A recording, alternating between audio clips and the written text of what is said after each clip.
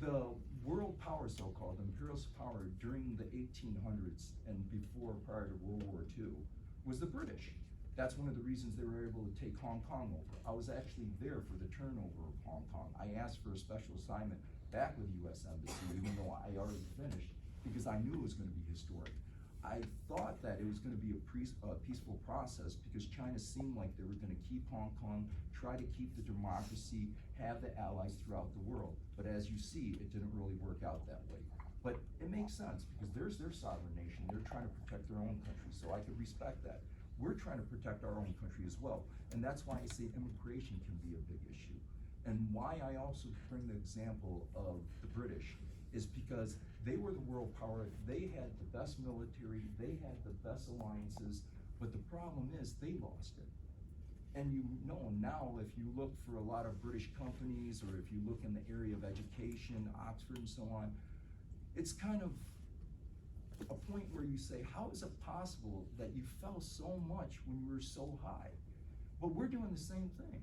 I don't know if you know this stat, but I think recently I looked at it, and on the SAT, which is in the English language, and we create the test, we're not even the top 10.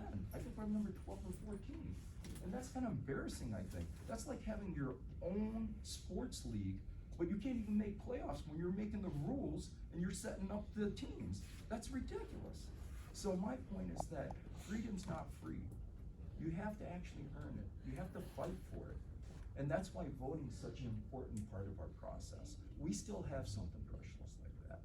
And my thought is, if we let that go, we will regret it. And that's why I think that it's important to be able to do so-called retail politics, to be out here to speak with all of you, and be able to give you this information that I've been able to gain throughout my years.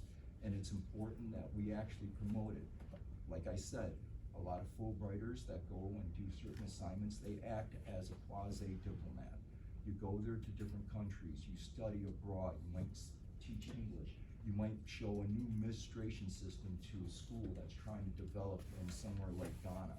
So the thing is that it was founded in 1946, and it has approximately over 62 to be exact from the last stats, of Nobel Prize winners, 88 Pulitzers. So it's very renowned. It is funded by the US government. It started by Fulbright and Hayes senators because they wanted to promote a system where you can have some sort of non-political system to have people promote our country, the United States.